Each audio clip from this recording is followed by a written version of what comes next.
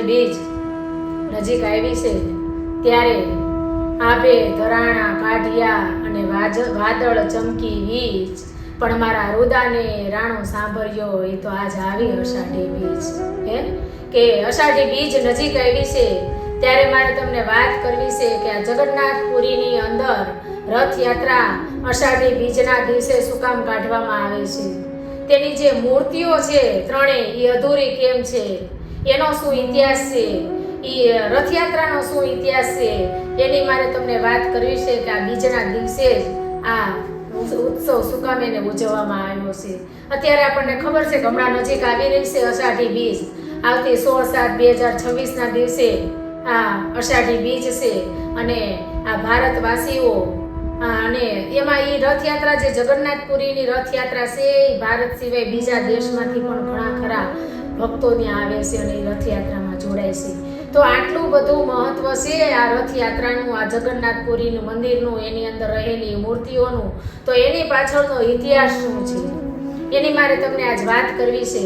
તો વર્ષો પહેલાની છેક વાત છે કે સતયુગની અંદર, આ વાત ક્યાંની છે કે સતયુગની અંદર મધ્ય ભારતમાં ઉજ્જૈન તરીકે નગરી હતી અને તેને અવંતિકા તરીકે પણ ઓળખવામાં આવતી હતી. આ જે નગરી છે એના જે મહારાજ છે એનું નામ ઇન્દ્રધૂમ હતું. એ ઇન્દ્રધૂમ અને એની પત્ની પ્રભુ ભક્તિ કર્યા કરે, હરિસ્મરણ કરે અને કોઈ આવે એને આશરો આપે પોતાના રાજમાં, ધર્મશાળામાં. ત્યારે બન્યું એવું કે ઇન્દ્રધૂમને તો બસ એ પ્રભુને પ્રાર્થના કરતા કે મારે એકવાર નીલ માધવ છે એના સાક્ષાત મારે દર્શન કરવા છે. ત્યારે બન્યું એવું કે નગરીની અંદર કોઈ 4 વ્યક્તિ આવે છે જાત્રા માટે થઈને, યાત્રાળુઓ. તો એ યાત્રાળુઓ 4 આવ્યા છે એ ત્યાં ધર્મશાળામાં રોકાય છે અને ત્યારે એ રાત્રે કંઈક વાત કરતા હતા. એ એક બ્રાહ્મણને ત્યાં જાવું અને આ ચારેયની વાત સાંભળવી કે અમે નીલમાધવ ભગવાનને જોયા છે અને અમે એના દર્શન કર્યા અને આ જગ્યાએ રહેશે. આવી એ ચારેય વાતો કરતા હતા. ત્યારે એ બ્રાહ્મણ ફટાફટ આવી અને એ રાજમાં જાય છે. રાજમાં જઈ અને જે એના મંત્રીઓ એને વાત કરે છે કે રાજાને કયો કે આપણી ધર્મશાળામાં જે 4 માણસ રોકાણા છે ને એ જાણે છે કે નીલમાધવ ભગવાન ક્યાં છે. અને એ વાત કરવામાં આવી મહારાજ ઇન્દ્રધૂમને. ત્યારે ઇન્દ્રધૂમ છે એ સવારે એ ધર્મશાળામાં આવે છે અને જોવે છે કે ક્યાં છે એ 4 વ્યક્તિ, એને એ મને બતાવો, હું એને વાત કરું કે નીલમાધવ ક્યાં છે. જોયું તો ધર્મશાળામાં કોઈ હતું નહીં, 4 અહીંયાથી નીકળી ગયા હતા. બીજા યાત્રાળુઓને પૂછ્યું કે અહીંયા 4 વ્યક્તિ અહીંયા રાતે રોકાણા હતા એ ક્યાં ગયા? એ કે ખબર નથી, કે નીકળી ગયા એ કે. ત્યારે ફટાફટ ઇન્દ્રધૂમના મહારાજ છે એ 4 દિશામાં સૈનિકોને મોકલે છે એને શોધવા માટે થઈ. કોઈ આ બાજુ જાય, કોઈ આ બાજુ જાય, કોઈ આ બાજુ જાય ને એક દિશામાં એનો જે રાજપુરોહિત છે એનો દીકરો, એનું નામ હતું વિદ્યાપતિ, એને મોકલે છે.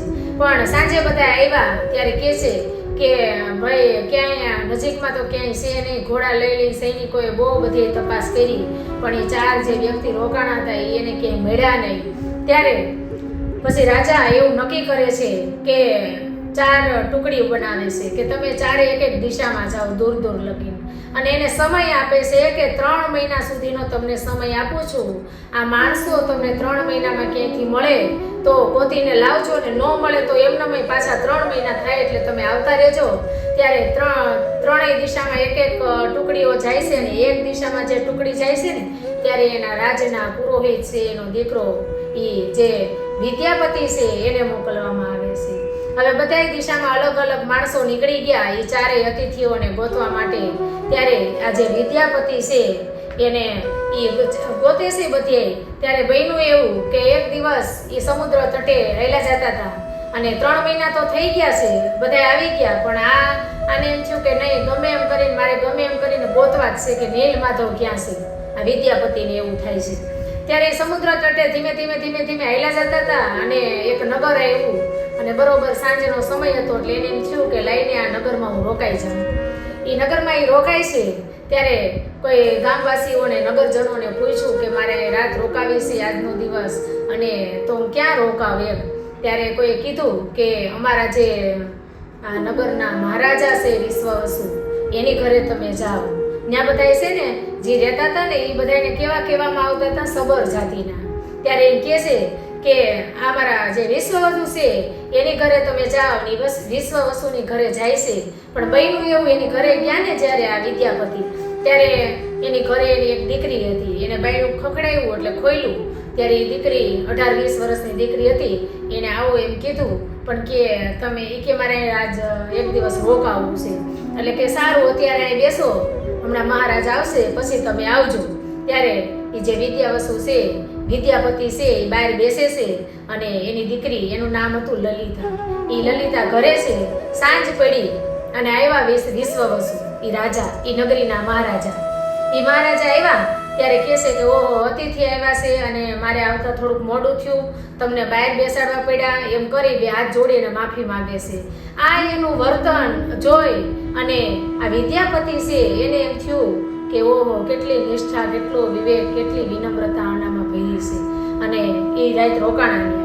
ત્યારે એમ કહે છે કે તમે કોણ છો? એટલે કે હું તો કે એમ કહેતા નથી કે હું નીલમાધવને ગોતવા નીકળો છું. એ કે હું તો બસ અહીંયા થોડાક યાત્રા માટે થઈને થોડાક સ્થળોએ દર્શન કરવા માટે થઈ અને નીકળો તો. અને હું જે અવંતી નગરી, ઉજ્જૈન નગરી છે, ત્યાંના જે ધૂમ્રધૂમ રાજા, ઇન્દ્રધૂમ રાજા છે, એના પુરોહિતનો દીકરો હું વિદ્યાપતિ છું. એ કે ઓ એવું છે, સારું, તો હવે તમને 2-3 દિવસ મારે રોકવા છે અને 2-3 દિવસને રોકાય છે. પણ બન્યું એવું કે જેની ઘરે રોકાણો તો એ મહારાજા સાંજે આવે ત્યારે એના આગળ કંઈક અલગ પ્રકારની સુગંધ આવતી હતી અને સવાર સુધી સુગંધ રહેતી હતી. ત્યારે એને એમ થયું કે અહીંયા કંઈક છે ખરું, એ કે થોડુંક જાણવા જેવું તો ખરું. ત્યારે એની જે પુત્રી છે લલિતા, એ દિવસે ઘરે હોય, આખો દિવસ આવેલા મહેમાનોનું સેવા ચાકરી કરે અને એમ કરતા એને પ્રેમ થયો અને એના પિતાની વાત કરે છે. ત્યારે એના પિતા છે એ આ લલિતા નામની જે કુંવરી છે, દીકરી છે, એના એ આવેલા મહેમાન જે વિદ્યાપતિ છે એની સાથે લગ્ન કરાવી દે છે. અને પછી અહીંયા થોડોક સમય રોકાય છે. આ રોકાય છે ત્યારે આ વિદ્યાપતિ એમ કહે છે લલિતાને કે તારા પિતાશ્રી દરરોજ સવારે જાય છે, સાંજે આવે છે, એ ક્યાં જાય છે? અને એ આવે છે ત્યારે એની પાસે કંઈક અલગ પ્રકારની સુગંધ આવે છે. ત્યારે લલિતા એમ કહે છે કે ના, એ કાંઈ તમારે જાણવું નથી અને એ તો એ જાય છે એમ આડાવડી વાતો કરી નાખી. ત્યાં એમ કહે છે કે નહીં, તું મને કે. પણ એના પિતાજી એને ના પાડી હતી કહેવાની. ત્યાં એમ કહે છે કે હારું, હું તમને કહું, બહુ કહે છે. એટલે લલિતા છે એના પતિદેવ જે વિદ્યાપતિ છે એને વાત કરે છે કે મારા પિતાજી દરરોજ સવારે જાય છે, સાંજે આવે છે, આખો દિવસ એ નીલમાધવ ભગવાન છે એની સેવા કરવા જાય છે. એ કે છે એવું છે. ત્યારે બને છે એવું કે આ વિદ્યાપતિને એમ થયું કે ઓહ, તો આ જે નીલમાધવ છે, હું જેને ગોતવા માટે 3 મહિના થયા નીકળો છું, એનો જ અહીંયા એનો રસ્તો મને મળી જાય એમ છે. એટલે રોકાય છે. પણ તે દિવસે કંઈ પૂછતા નથી. પછી થોડાક દિવસ પછી એમ કહે છે કે મને તારા પિતાજીને કહે ને કે મને લઈ જાય, હું એ નીલમાધવના દર્શન કરું, કે હું મને પુણ્ય મળે, આવું કહે છે. ત્યારે લલિતા એના પિતાજીને વાત કરે છે કે તમે મારા પતિદેવને લઈ જાઓ એમ. તો કે ના, કે ત્યાં ન હોવાય. ત્યારે બહુ દીકરી છે, બહુ આગ્રહ કરે છે, જીદ કરે છે અને એને એમ થાય છે કે કદાચ મારા પતિને એના દર્શન થઈ જાય અને આ 84 લાખ યોનીના ફેરા ટળી જાય, તમે કે લઈ જાઓ ને. કે એને બહુ વિનમણી કરે છે. ત્યારે કહે છે કાંઈ વાંધો નહીં, પણ એક શરત રાખવી જો. શું? કે આંખે પાટા બાંધીને હું લઈ જઈશ. એટલે કે કાંઈ વાંધો નહીં. હવે જે આ લલિતા છે એ એના પતિને, વિદ્યાપતિને મોકલે છે.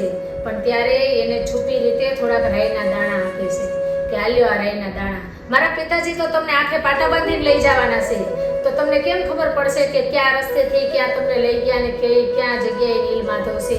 એટલે તમે એવું કરજો કે રસ્તામાં થોડે જે રાઈના દાણા છે એ થોડેક વેરે જઈજો અને તમે જાઓ મારા પિતાજી સાથે. ભલે તમને આંખે પાટા બાંધીને લઈ જાય અને તમે નીલમાધવના દર્શન કરી આવો. એ ક્યાં નીલમાધવના દર્શન કરવા ત્યાં પહોંચી ગયા, આડા આવડા રસ્તે થઈ અને એને લઈ ગયા. ત્યાં પહોંચી ગયા અને આંખેથી પાટા ખોલ્યા ત્યારે આ વિદ્યાપતિ ચતુર્ભુજ નીલમાધવના દર્શન કરે છે.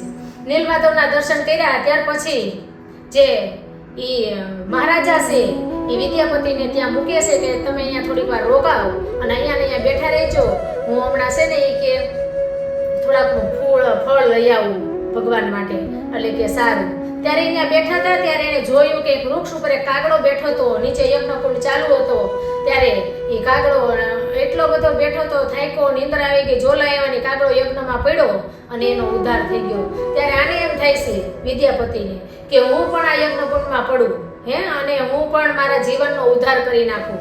પણ બન્યું એવું કે જેવો એ પડવા ગયો ત્યારે આકાશવાણી થઈ કે વિદ્યાપતિ તું પડતો નહીં, અને આ તારા જીવનનો ઉદ્ધાર નથી કરવાનો, તારે તો ઘણાય માણસોનો જે ઉદ્ધાર કરવાનો છે, અને આમાં પડીશ તો તારો એકનો ઉદ્ધાર નહીં થાય, આ તો તને પાપ લાગશે કે આવી આકાશવાણી થઈ. અને સાંજ પડી, પાછા એને આંખો પાટા બાંધી અને ઘરે લઈ આવે છે. હવે એ ઘરે આવ્યા પછી અહીંથી રજા માગે છે, જે નગરીમાં એ રોકાણા હતા ત્યાંથી રજા લઈ અને 5-6 મહિને ઠેઠ પોતાની મૂળ નગરી, જેના રાજા હતા, મહારાજા હતા, ઇન્દ્રધૂમ, ત્યાં પહોંચ્યા અવંતીમાં. અને ત્યારે એ બધી મહારાજને વાત કરે છે કે આવી રીતે મને ભગવાન મળ્યા નીલમાધવ, અને હાલો હવે હું તમને લઈ જાઉં. ત્યારે આ રાજા છે એનું સૈન્ય લઈ અને આવે છે એ કિનારે, અને જે નગરીમાં રોકાણો તો રાત, અને પછી લલિતાએ લગ્ન કર્યા, અને જ્યાં કણે આ જે વિશ્વવસુ રહેશે એ નગરીમાં પહોંચી ગયા. અને ત્યાંથી એમ કહે છે કે હવે અહીંયા જ્યાં પીળા ફૂલના છોડવા દેખાય ત્યાં તમે હેલા જઈજો, એટલે તમને નીલમાધવના દર્શન થાય છે. કારણ કે આ વાતને તો 1.5-2 મહિના વહી ગયા હતા, એટલે જે ઓલા રાય વેરી હતી ને ત્યાં બધે છોડવા ઉગી ગયા અને ફૂલ આવ્યા પીળા પીળા. એટલે એ જે ફૂલ છે જ્યાં છોડ છે, છોડ ઉપર ફૂલ છે, એના એ રસ્તે તમે હેલા જઈજો એટલે તમને નીલમાધવના દર્શન થશે. અને ઇન્દ્રધૂમ ત્યાંથી ઉપડ્યા, અને જ્યાં રસ્તો પૂરો થયો ત્યાં જોયું તો એક ગુફા હતી, એની અંદર ગયા, પણ ત્યાં નીલમાધવને એને દર્શન ન થયા. ત્યારે એને એમ થાય છે કે અરર મને કેમ દર્શન ન થયા. ત્યારે પાછા એ પ્રગટ થાય છે ને એમ કહે છે કે મારો અત્યારે જે નીલમાધવ તરીકેનો મારો અવતાર હતો એનો સમય અત્યારે પૂરો થાય છે, એટલે હવે હું તમને દર્શન નહીં આપી શકું. હું નીલમાધવ તરીકે તમને હવે દર્શન નહીં આપી શકું. હવે તમારે જે જગન્નાથપુરી છે એની અંદર જગન્નાથ ભગવાન બની અને હું આવવાનો છું, ત્યારે તમને મારા દર્શન થશે. તો કે કઈ રીતે આવશું? તો કે તમારી જે નગરી છે, જે સમુદ્રનો કિનારો છે, ત્યાં પણ એક તરતું લાકડું આવશે, અને એ લાકડામાંથી તમે મૂર્તિઓ બનાવજો, અને એ મૂર્તિમાં હું નીલમાધવ થઈને આવીશ, નીલમાધવ તરીકે આવીશ.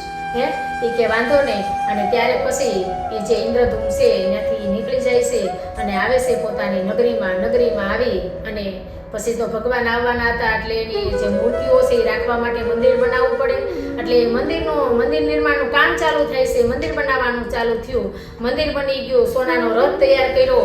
અને ત્યારે એને એમ થાય છે કે આવું સરસ મંદિર છે, પ્રભુ સાક્ષાત અહીં પધારવાના છે, તો લાય હું બ્રહ્માજી પાસે જાઉં અને એને એમ કહું કે અમારે ત્યાં આવી રીતે ભગવાન આવવાના છે, અને એ મંદિરમાં એની મૂર્તિઓ પધરાવવાની છે, પ્રાણ પ્રતિષ્ઠા કરવાની છે, તો તમે આવજો ને કે એને આમંત્રણ દેવા માટે ગયા. ત્યારે બ્રહ્મા, એની દીકરી અને એના કંઈક વાત માટે થઈ અને કામમાં રોકાયેલા હતા, અને ઇન્દ્રધૂમ છે એ બહાર જ ઉભા રહ્યા. પણ આટલી વાર અહીંયા ઉભા રહ્યા બ્રહ્માની પાસે, એટલી વારમાં 1000 વર્ષનો સમય વીતી ગયો આ પૃથ્વી ઉપર. ત્યારે બન્યું એવું કે એ નગર, એ માણસો જે મહેલમાં રહેતા હતા, એ મહેલ, મંદિર, સોનાનો રથ, આ બધું એમ જ છે. અને અહીંયા રોકાણા 1000 વર્ષો વીતી ગયા. અને જ્યારે બ્રહ્માને લઈને નીચે આવ્યા ત્યારે બન્યું એવું કે આટલા બધા વર્ષો વીતી ગયા હતા, બીજા રાજા રાજ કરતા હતા, અને જે મંદિર હતું એની માથે તો કાંઈ દેખાય નહીં કે ક્યાં ગયું. ત્યારે જે રાજા રાજ કરતા હતા એ નીકળ્યા, એના ઘોડાને ઠેસ આવી, પગમાં કંઈક ભરાણું એવું લાગ્યું. સૈનિકોને કીધું, જોયું તો અંદરથી એક કળશ ઉપર જે ચક્ર હતું એ કળશ હતો, રથ ને કળશ ને એ બધું એને દેખાણું. ત્યારે એને જે આ ઇન્દ્રધૂમ છે એ એમ કહેશે કે અહીંયા મેં મંદિર બનાવ્યું હતું. ત્યારે એમ કહેશે કે એની શું સાબિતી કે આ તમે મંદિર બનાવ્યું હતું? આ તો કે હું મારા ઘોડા નીકળ્યા, એને ઠેસ આવી, ખોલીને જોયું ત્યારે અંદરથી આ વસ્તુ નીકળી છે. તો એ એમ કહેશે કે એક સાધુ છે એ ત્યાં આવે છે, અને એ એની સાક્ષી પુરાવે છે કે ના આ હતું, અને હજી તમે ખોદો, જો અંદર મંદિર નીકળશે, સોનાનો રથ નીકળશે, કળશ નીકળશે, તો તમે માનજો કે આ ઇન્દ્રધૂમ રાજા છે એણે આ બધું વસાવેલું હતું, અને હાચરની નીકળે છે. ત્યારે સમય વીતતા એક દરિયા કિનારે એક લાલ કલરનું લાકડું તરતું આવે છે. જેમ કીધું હતું ને નીલમાધવે ઘણા સમય પહેલા કે તમારા સમુદ્ર તટે એક લાકડું તરતું આવશે. એ લાકડું તરતું આવ્યું, અને એના ઉપર શંખ, ચક્ર, પદ્મ અને ગદાનું નિશાન હતું. ત્યારે ઇન્દ્રધૂમને ખબર પડી ગઈ કે બસ આ ઈ જ લાકડું છે જેમાંથી મારે ભગવાનની મૂર્તિ બનાવવાની છે. એ લાકડું આવ્યું, માણસોને કીધું હવે લઈ લ્યો, આપણે સોનાના રથ ઉપર લઈ અને એને લઈ જવાનું છે. લાકડું ઉચકતું નથી, ઉપડતું નથી. કેટલી મહેનત કરી, કેટલા માણસો ગયા, તોય ઉપડું નહીં. પછી છેલ્લે હાથીઓને લઈ આવ્યા કે હાથી યારે એ લાકડું દોરીથી બાંધી અને ખેંચા, તોય એ લાકડું નીકળતું નથી. ત્યારે પાછીની આકાશવાણી થાય છે કે તમે આ લાકડું છે એ વિદ્યાપતિ જ્યાં ગયો તો, રોકાણો તો અને નીલમાધવના દર્શન થયા હતા, એ નગરમાં જાય, એ લલિતા અને લલિતાના પિતાજી છે વિશ્વવસુ, એને બેને બોલાઈ આવો. પછી આ લાકડાને તમે લેજો. એક બાજુથી વિશ્વવસુ લેશે અને એક બાજુથી વિદ્યાપતિ અને એની પત્ની લલિતા બે લાકડું ઉપાડે છે અને સરળતાથી લાકડું આવતું રહેશે. ત્યારે નગરની અંદરથી તો મોટા મોટા જે શિલ્પકારો હોય એને બોલાવવામાં આવ્યા.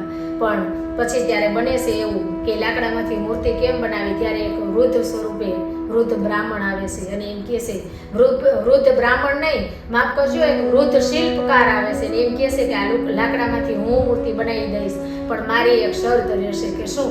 કે મને એક ઘરની અંદર રાખવામાં આવશે, એની અંદર હું આ લાકડું લઈ જઈશ. 21 દિવસ લગી આ ઘર કોઈએ ખોલવાનું નહીં અને 21 દિવસની અંદર હું તેમાંથી તમે કહો છો એ 3 મૂર્તિ બનાવી દઈશ, જગન્નાથની, બલભદ્રની અને સુભદ્રાની. હું 3 મૂર્તિ તમને બનાવી દઈશ, પણ 21 દિવસ સુધી કોઈ બાયણું ખોલવાનું નહીં. અને ગયા શિલ્પકાર એ લાકડું મૂક્યું અને બાયણા બંધ કરી અને એને મૂર્તિ બનાવવાનું કામ ચાલુ કર્યું. હવે બન્યું એવું કે 14 દિવસ થયા ને એટલે એના અંદરથી અવાજ આવતો બંધ થઈ ગયો. કે કઈ આખો દિવસ તો કઈ લાકડામાંથી કામ કરતા હોય એટલે કઈ કાપવાનું કે ટસ કરવાનું કાંઈક અવાજ આવે, પણ આમાં અવાજ આવતો નથી. કે તો હું થયું હશે? એક તો આ વૃદ્ધ હતા અને રાજાને એમ થાય છે, રાણી ના પાડે છે, પ્રજાજનો નગરજનો ના પાડે છે કે નહીં, એને કીધું છે કે 21 દિવસ લગી નહીં ખોલતા તો આપણે નથી ખોલવાનું. પણ રાજાને એમ થાય છે કે નહીં, કારણ કે એ જે શિલ્પકાર હતો એ બ્રાહ્મણ હતો. એ કે મને બ્રહ્મહત્યાનું પાપ લાગશે તો એને કાંઈ થઈ જાય, મરી જાય, ખાધા પીધા વગરનો વૃદ્ધ છે, ભૂખ્યો છે, કદાચ બેભાન થઈ ગયો છે, બાયણું ખોલવું છે. અને એ ખોલે છે ને ત્યારે કાંઈ ને કંઈ વાંધો નહોતો આવ્યો, એ મૂર્તિ જ બનાવતા હતા. અને ત્યારે એમ કહેશે કે બસ હવે 7 દિવસ તમે ખમી ગયા હોત તો આ મૂર્તિ પૂરી થઈ જાય. એ મૂર્તિ અધૂરી જ રહી અને એ બ્રાહ્મણ ત્યાંથી અદૃશ્ય થઈ જાય છે. ત્યારે આ ઇન્દ્રદ્રુમ છે એને એમ થાય છે કે ઓહો, મેં આ મારાથી મોટી ભૂલ થઈ ગઈ, હવે ન જીવાય. અને મરવાનો વિચાર કરે છે. ત્યારે ભગવાન એમ કહે છે, ત્યાં પ્રગટ થાય છે અને એમ કહે છે કે બસ મારે આ જ રૂપમાં મારે લીલા કરવી હતી, મારે આટલી જ મારી મૂર્તિઓ બનાવવાની હતી. આ મેં જ બધું કરેલું છે કે તમે 14 દિવસે આ બાયણું ખોલશો, મૂર્તિ અધૂરી રહેશે. બસ આ જ રૂપે હવે મારે રહેવું છે અને એ જ રૂપે રહેશે. ત્યારે પછી બધી મૂર્તિઓ છે 3 એ જગન્નાથપુરી મંદિર છે એની અંદર એ રાખવામાં આવે છે અને દર અષાઢી બીજના દિવસે એની રથયાત્રા નીકળે છે. પણ ઓલા જે ભગવાન હતા, જે આકાશવાણી થઈ હતી, એને એમ કીધું કે જે આ વિદ્યાપતિ છે એની 2 પત્નીઓ છે, એક તો એની અહીંયા ઘરે હતી ને બીજી લલિતા સાથે લગ્ન કર્યા હતા. ત્યારે એમ કહે છે જે બ્રાહ્મણ પત્ની છે એના જે દીકરાઓ છે, એના જે વંશજો હશે એ મારી પૂજા અર્ચના કરશે, મારી આરતી કરશે. મને બીજી જે પત્ની લલિતા છે એના પુત્રો જે થશે એ મને ભોગ ધરાવશે. આમ 6 ટાઈમ એને ભોગ ધરાવવામાં આવે છે. આ જગન્નાથ ભગવાન છે, જગન્નાથપુરી છે, એની અંદર રહેલી 3 મૂર્તિઓનો આવો ઇતિહાસ છે. અને 3ને એ રથમાં બેસાડી અષાઢી બીજના દિવસે આખી પુરીની અંદર એની રથયાત્રા કાઢવામાં આવે છે અને ભગવાન એક દ્વારે જઈ પોતાના ભક્તોને દર્શન આપે છે. આવી આ વાત છે. અને ત્યાં ઘણા રહસ્યો પણ રહેલા છે કે દરિયાના કિનારે દરિયો ઘોઘવાટા કરતો હોય પણ એ મંદિરના જે પગથિયા છે એને પગથિયા, એક પગથિયાની બહાર તમે ઉભા રહ્યો એટલે દરિયાનો ઘોઘવાટ સંભળાય અને એક જ પગથિયું તમે અંદર જાઓ એટલે એકદમ શાંત વાતાવરણ થઈ જાય છે. અને એની ધજા જે છે અત્યારે મંદિર ઉપર એ પવનના વિરુદ્ધ દિશામાં ફરકે છે. એના ઉપરથી કોઈ પક્ષીઓ કે ઉડી નથી શકતા એના મંદિર ઉપરથી, અને એના શિખરનો કે પડછાયો નથી પડતો. આવું એનું ઘણું રહસ્ય રહેલું છે. આમ આ દર અષાઢી બીજે રથયાત્રા નીકળે છે. આ મેં તમને જગન્નાથ પુરીના જે અંદર મૂર્તિઓ છે એની જગન્નાથ ભગવાન છે એના આખા ઇતિહાસની મેં તમને વાત કરી. અને આ વાત મેં પણ કોઈ સાહિત્યકાર પાસેથી સાંભળેલી વાત છે. તો આ વાત મને ખૂબ ગમી એટલે મને એમ થયું હમણાં અષાઢી બીજ નજીક આવે છે તો મેં આ વાત જાણી તો બીજા પણ ઘણા આ વાત જાણે, એટલા માટે મેં આ વિડીયો બનાવ્યો છે. આ મારો વિડીયો તમે લાઈક, શેર અને સબસ્ક્રાઈબ કરજો અને કોમેન્ટ કરજો. જય જગન્નાથ.